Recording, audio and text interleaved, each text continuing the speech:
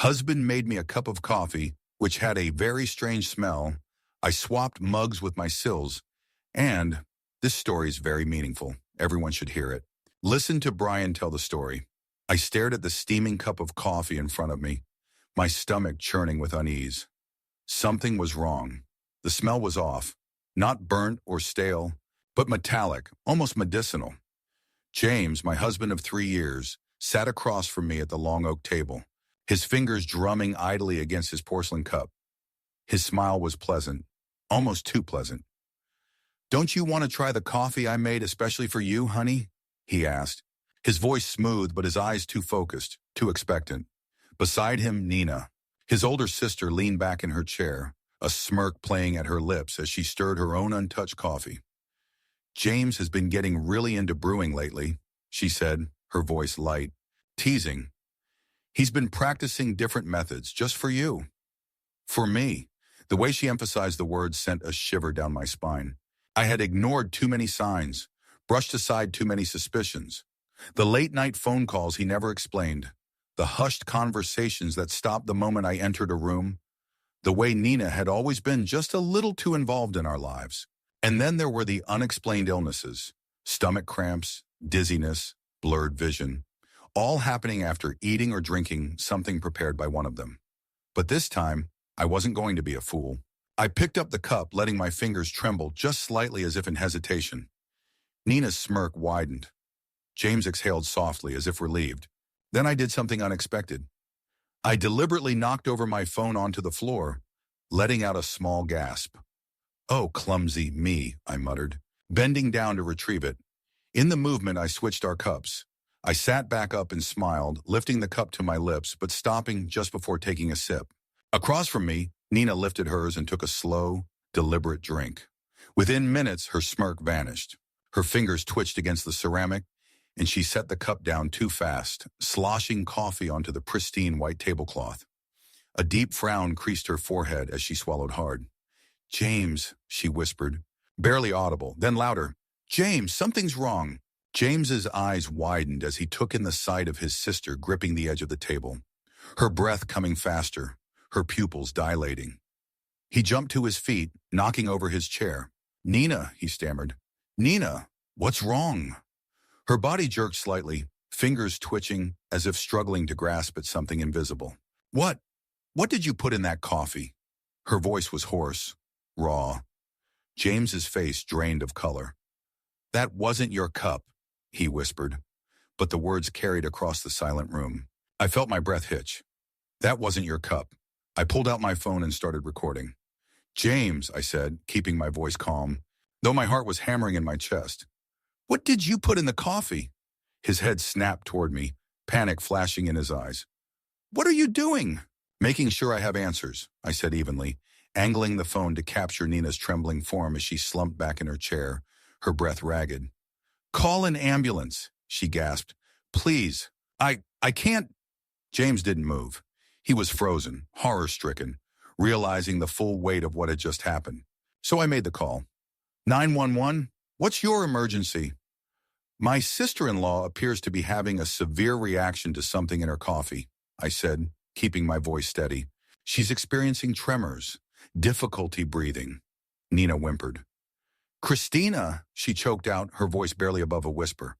"You switched them. You knew." Yes, I knew. But I needed proof. I needed them to expose themselves. And they had. I had spent too long being gaslit, too long being told I was paranoid, imagining things. But the truth had been there all along, hidden in between the lines of every polite conversation, in the way James had started spending more time at Nina's house. I had thought their closeness was just a sibling bond. I had thought I was imagining the way their eyes would meet across a room, their silent exchanges. But this wasn't just about infidelity. This was about power, about control, and about eliminating me. The paramedics arrived within minutes, rushing into the house, their movements brisk, professional. As they worked to stabilize Nina, I stepped back, my phone still recording, capturing every word, every expression on James's face. "You don't understand," he muttered under his breath, hands shaking as he raked them through his hair. "We weren't trying to. We just needed." I arched a brow. You just needed me out of the way, I supplied. His eyes darted to mine, wild, desperate. It's not like that. Nina let out a pained sound from the stretcher, but her voice, weak as it was, cut through him like a knife. You promised it wouldn't be traced, she slurred. You said it would just make her sick for a few days. I turned the camera to James, watching as his jaw tensed, his hands balling into fists. Nina, he warned. Shut up, James, she spat, coughing weakly. This is all your fault. I felt a chill run down my spine. This wasn't just a spontaneous act. They had planned this. Every sip of tea, every bite of food, every unexplained illness. This was premeditated. I took a deep breath, then looked back at my phone, stopping the recording. I had everything I needed. Officer, I called to the police who had arrived alongside the paramedics. I'd like to make a statement.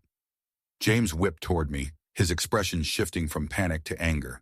Christina, don't do this. You love me. You wouldn't. I met his gaze, steady, unwavering. I don't know what I ever loved, I said, but it wasn't you. And as the police led him away in handcuffs, the only thing I felt was relief. I sat in the cold, sterile waiting room of the hospital, my fingers wrapped tightly around my phone. I had played the recording over and over again, each word solidifying the truth I had known deep inside for months. James and Nina had plotted to poison me, not just once, but repeatedly. They had tested, adjusted, escalated. They had watched me suffer, convincing me that I was paranoid, that it was all in my head. But it wasn't. The evidence was undeniable now. Nina's confession, James's frantic reaction, the toxicology report that would soon confirm whatever substance had been in that coffee. A nurse stepped into the waiting area. Mrs. Bennett. I stood, my legs stiff from sitting too long.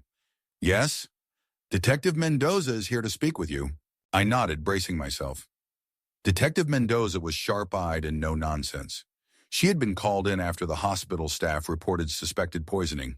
When she sat across from me, her expression was unreadable, but I could tell she had already put the pieces together. Mrs. Bennett, she began, flipping open a notepad. You said you've had unexplained illnesses over the past few months? Yes. I pulled out my phone and scrolled to a folder I had labeled Incidents, filled with medical records, photos of prescriptions for nausea and dizziness, and timestamps of every time I had been sick after eating at Nina's house. I kept track, I said. Every time I ended up in urgent care, it was after drinking or eating something she, or James, prepared. Detective Mendoza took my phone and scrolled through the records, nodding slowly. And today, you switched the coffee cups? Yes. Do you believe your husband was aware of the poisoning? I thought about his reaction, the sheer horror on his face when he realized Nina had taken the wrong cup. Absolutely, I said. Mendoza let out a slow breath. The hospital has already identified a compound in Nina's bloodstream that suggests deliberate poisoning. The doctors believe it was intended to incapacitate, not kill, at least not in small doses. She looked up at me. But over time, it could have been lethal. My stomach clenched. So what happens now, I asked. We're bringing them both in for questioning. Nina is under medical observation, but once she's cleared, she'll be taken into custody. Your husband has already been arrested at the hospital. A strange mix of emotions churned inside me. Anger, sadness, disbelief. But above all, I felt relief. Do you think they'll talk? I asked. Oh, Nina's already talking, Mendoza said with a dry chuckle. She's blaming James, saying it was his idea, that he was the one who got his hands on whatever he used. And James? Mendoza smirked. He's blaming her. I exhaled sharply. Of course they were turning on each other. I have the full recording, I reminded her. It's solid evidence, she agreed. Combined with the toxicology results and Nina's partial confession, we have more than enough to press charges. Attempted poisoning, premeditated harm, conspiracy. If the prosecution pushes for the maximum sentence, they could both be looking at serious prison time. Prison. The weight of the words settled in my chest. 3 years of my life wasted on a marriage that was nothing but manipulation and deceit. I had married a man who had no love for me, only a desire to control and destroy me when I became inconvenient. And Nina, someone I had tried to get along with, Someone I had accepted as family had spent years trying to remove me, like I was a stain on her perfect life. I closed my eyes for a moment. "Mrs. Bennett," Mendoza said gently, "you're safe now." Safe. The word felt foreign, but it was true. I had survived. A week later, I stood in my empty home, staring at the divorce papers spread across the kitchen counter. It had been a whirlwind of legal proceedings, police statements, and hospital visits. Nina had been officially charged, and James, despite his desperate attempts to shift the blame, had been implicated just as deeply. But the case wasn't what occupied my mind. I was free. For the first time in years, I wasn't looking over my shoulder, wasn't second-guessing every meal, every drink. The anxiety that had lived in my chest, a constant presence, had finally begun to fade. I picked up a pen and signed my name at the bottom of the divorce papers, my hand steady. When I set the pen down, I let out a slow breath, feeling a weight lift from my shoulders. This was just the beginning. James and Nina's trial was set for a few months later. I attended, sitting in the front row as the prosecution laid out every detail. The poisoned drinks, the planned illnesses, the way they had calculated every step. Nina avoided my gaze the entire time. James, however, kept glancing at me, his expression unreadable. The verdict was swift. Guilty. When the judge sentenced them both to prison, I didn't feel triumph. I didn't feel pity either. All I felt was closure. 1 year later, I was standing in front of a room filled with people, giving a talk at a women's leadership conference. "Success isn't just about talent or hard work," I said, scanning the faces in the audience. "It's about knowing your worth, about recognizing when someone is trying to tear you down and refusing to let them." I paused. Sometimes, the biggest threats to our success come from those closest to us. But surviving those challenges makes us stronger. When I stepped off the stage, I felt lighter. I had spent so long fighting for my survival, fighting for my truth. But now I was finally living. As I walked off the stage, the applause echoed in my ears, but I barely heard it. All I could focus on was the feeling of peace that settled over me. For the first time in years, I wasn't fighting to prove myself. I wasn't looking over my shoulder waiting for the next betrayal. I was free. After the conference, a young woman approached me. She looked nervous, clutching a small notebook in her hands. "Hi, Christina," she said hesitantly. "Your speech really resonated with me." I smiled. "I'm glad to hear that. What part spoke to you the most?" She took a shaky breath. "The part about people closest to you being the biggest threat. She hesitated, lowering her voice.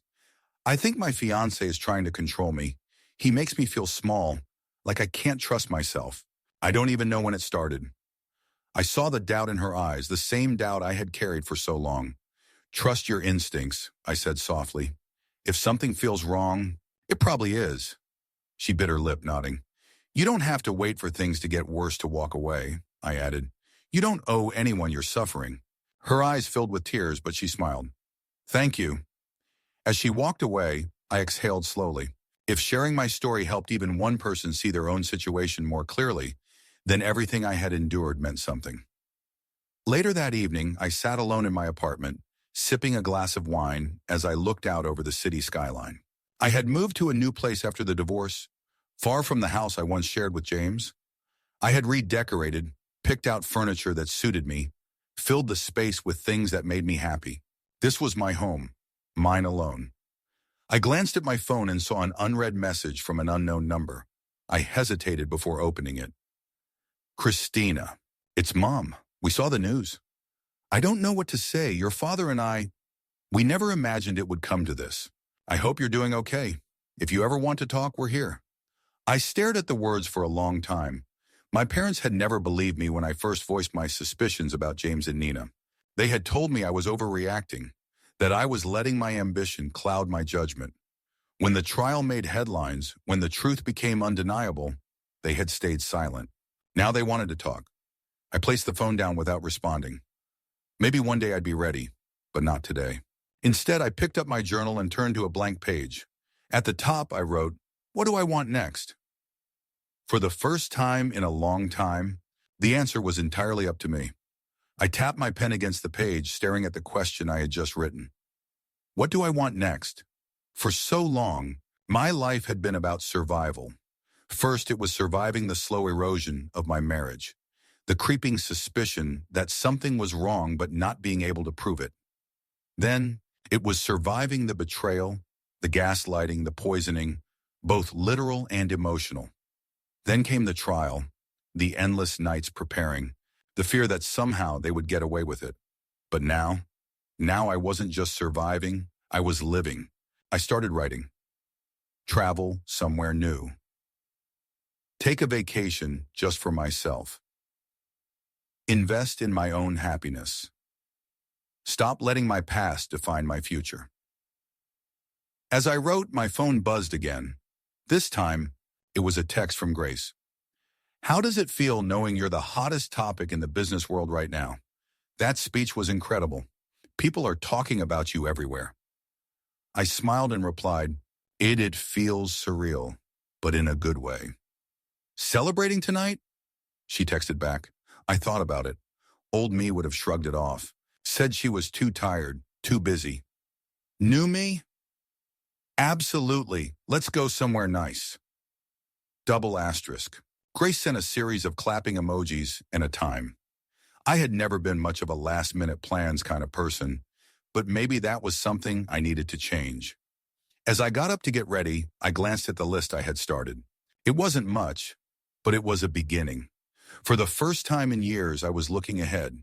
Not at the wreckage left behind, not at the people who had tried to break me, but at the life I was finally ready to build for myself. And I knew without a doubt that the best was yet to come. As I walked through my office doors the next morning, the familiar scent of fresh coffee and the low hum of conversation filled the space. My assistant, Lena, greeted me with a knowing smile. Big meeting today, she said, placing a folder on my desk. But I don't think you need luck. I nodded, taking the folder and flipping through the pages. This deal, one of the biggest of my career, was the kind of opportunity Nina and James had tried to steal from me. Except now, they were nowhere in sight. I glanced at my phone, noticing a news alert. Their sentencing had made the headlines again, the final nail in their reputations. James had received a heavier sentence due to his direct involvement in obtaining and using toxic substances. Nina, once the polished and untouchable businesswoman, had broken down in court begging for leniency. There was none. She had lost everything, her position, her influence, her freedom. I knew she would be sitting in a cold prison cell right now, thinking about how everything had crumbled around her. James, too, would have plenty of time to reflect on what he had done. Did I feel sorry for them? No, they had made their choices. Now, they had to live with the consequences. I, on the other hand, had my future ahead of me. I took a deep breath and stood up, smoothing down my blazer. Today was another step forward, another chance to build something for myself without the weight of betrayal dragging me down. If there was one lesson I had learned through all of this, it was that the people closest to you could be your greatest threat. Trust wasn't just given. It had to be earned. And even then, it had to be watched carefully. But more importantly, I had learned my own strength. To anyone watching my story, my message is simple. Never ignore your instincts. Never let anyone make you feel small. And most of all, never be afraid to fight for yourself.